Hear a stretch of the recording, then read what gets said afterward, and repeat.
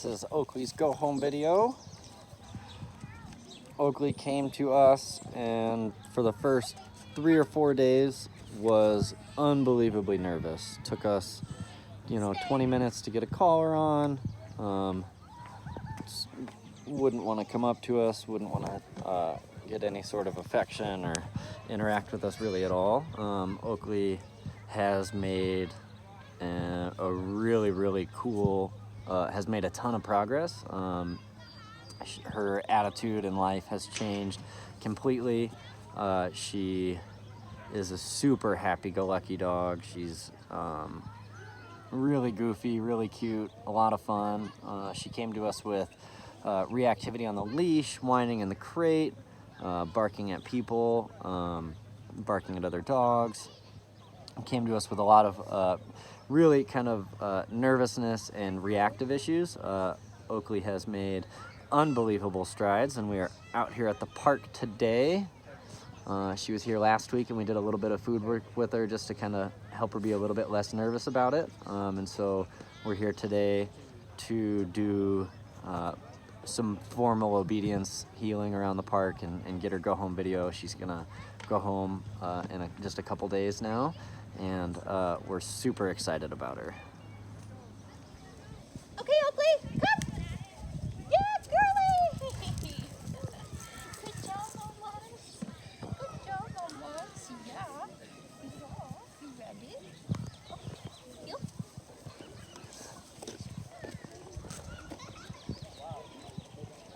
So Oakley is the type of dog that really needed some structure in her life. A lot of the nervousness and stuff that she showed once we started just kind of helping her through all of that, just kind of, showing her that, like, hey, you don't get to react to this stuff, and life is okay, and you just get to hang out with us. And she made huge strides. So Oakley did really well. We're super excited about it. Her obedience has come along super nice. Her nervousness has gone away. Her anxiousness has gone away. And a lot of it was just kind of exposure. She just needed to kind of see the world and realize that it's, not out to get her. And then she needed some mental stimulation in her life, and a lot of the other stuff went away too.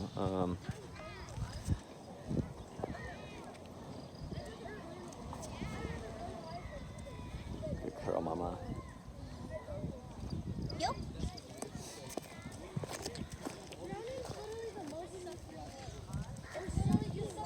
So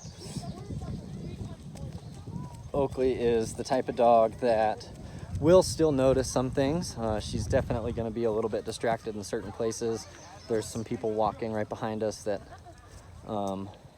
has her attention a little bit off of obedience. So what Gina's going to do is basically just help Oakley through the obedience. And as you'll see in the walk, the first couple minutes will be not as perfect, and then as we do more and more of it, even in just this 10-minute walk, you'll see a difference in how her obedience is going. So it's not uncommon for a newer place. We were actually on the other side of the park last week. So in a newer place, dogs are going to regress a little bit. There's new distractions. Even if you go to the same park, there's always new distractions, new smells.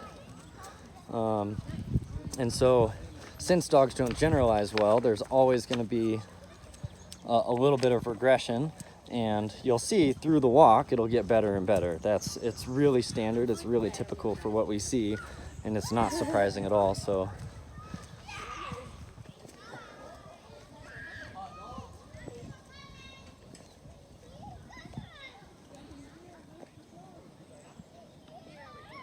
Yep.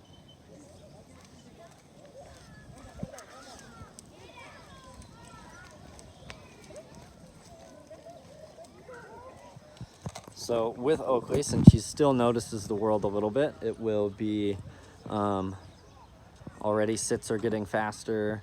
The automatic sit that we ask for already is faster. But so every time Oakley checks out, Gina's gonna help her check back in for obedience. So she's gonna do quick turns, she's gonna walk kind of fast. She's gonna change what she's doing to make sure Oakley's paying attention.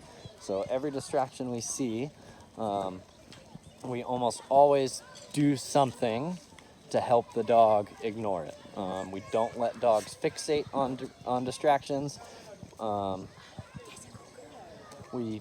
It's really important that you don't let dogs fixate on that stuff. And so the tactics that we use to do that are the sits that Gina's been doing, the really quick turns that Gina's been doing.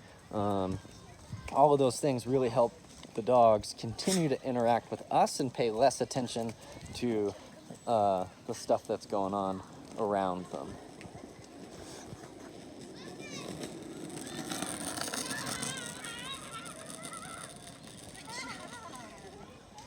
So good. That was so good.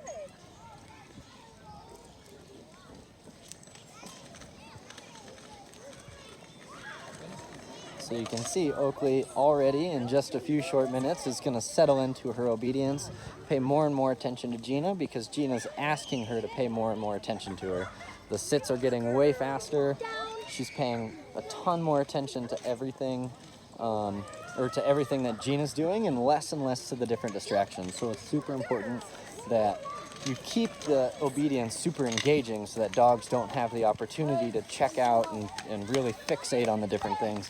So Gina normally would have done a longer downstay there, but with a young kid coming up behind a dog on a scooter, you're basically asking for the dog to fail. So instead of making it a failing situation, Gina just had her heel real quick, come with her so that she didn't even have the opportunity to make a huge mistake.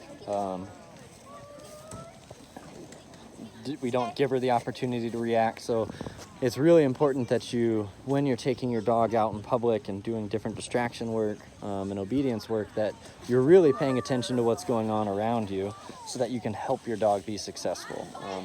There's two different ways to do that downstay that Gina just did just 30 seconds ago. You can let your dog stay in the down and hope that it goes really well and perfect. Or since that's a distraction that was going to be literally 2 feet away from Oakley, which most dogs will fail at a scooter coming up behind them, almost running over their tail, Gina can do a quick downstay, notice that the situation's about to happen, and ask Oakley to heel and heel away from the distraction so that it's not, so that she's still successful and isn't necessarily, and you don't have to worry nearly as much about making the obedience perfect in a situation that's really, really hard for dogs. So Gina did the right thing there. There was 2 kids that were coming up on the bike. We thought they were gonna roll right by on the path here. They decided not to, but Gina stepped off to the side, had Oakley sit and pay attention to her. And that's part of working on those distractions, is making it that the less focused they are on the distractions around them and the more focused they are on us, the better. So it's important that you pay attention to everything going on around you and help your dog be super successful.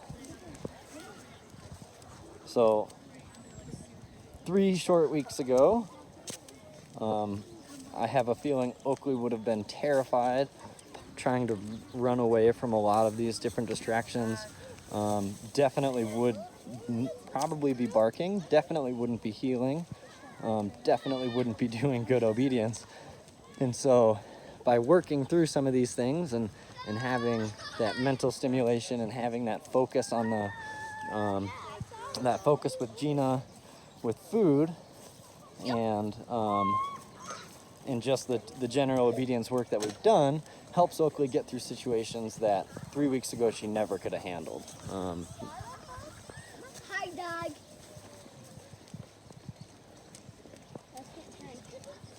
So nervous dogs, it's not that you want to avoid all of this stuff, it's that you want to work up to it.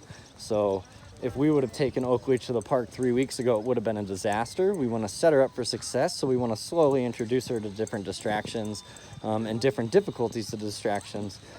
Even a week ago, we would not be having Oakley 10 feet away from people and ducks because she didn't understand obedience well enough to get through it, and she was still just a little bit too nervous. So now that she understands the obedience really well, we can use that as a tool to help her get through different distractions. So these ducks, which are always super hard for dogs, is a distraction, and anytime Oakley checks out, Gina immediately tries to get her attention back, either by a turn or, you know, when Oakley does look back at Gina, she'll, you know, praise her and tell her good girl, and that stuff builds up over time, and eventually, as you do it more and more, they stop paying attention to almost everything around them.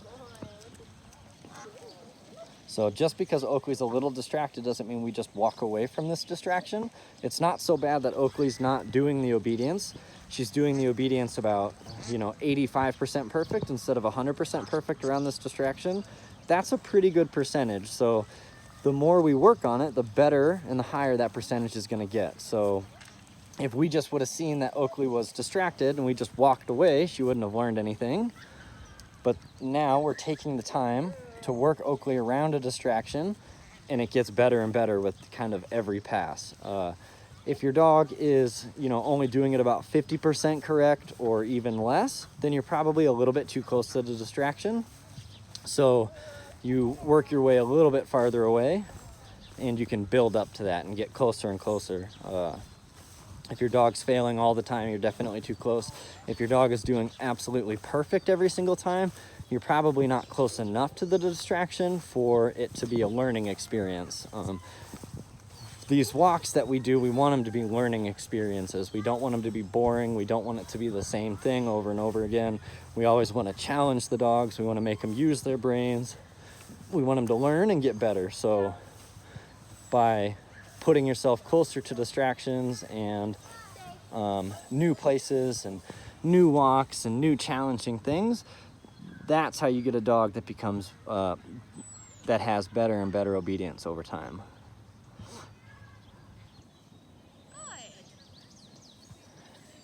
Downstays are one that people want to do usually way too close to different distractions. In general, if you're too close to a distraction, downstays are going to be super, super hard. So you want to work on those just a little bit farther away than even heeling, because there's not really a way to keep a dog from potentially checking out and paying attention to something else in a downstay, since you're not right next to them. After a really hard walk like this, which for Oakley, this is definitely a hard walk. There's tons of distractions around. She did a really good job with her obedience. We want to blow off a little bit of steam, so we like to do a little bit of food work at the end, and we like to just kind of make it a little bit more fun. Yes. Let them blow off just a little bit of steam.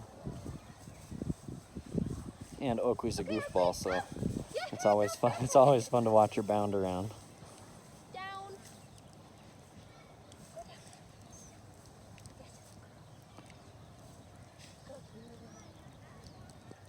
Yes. Spins. There you go. Good job. Sit.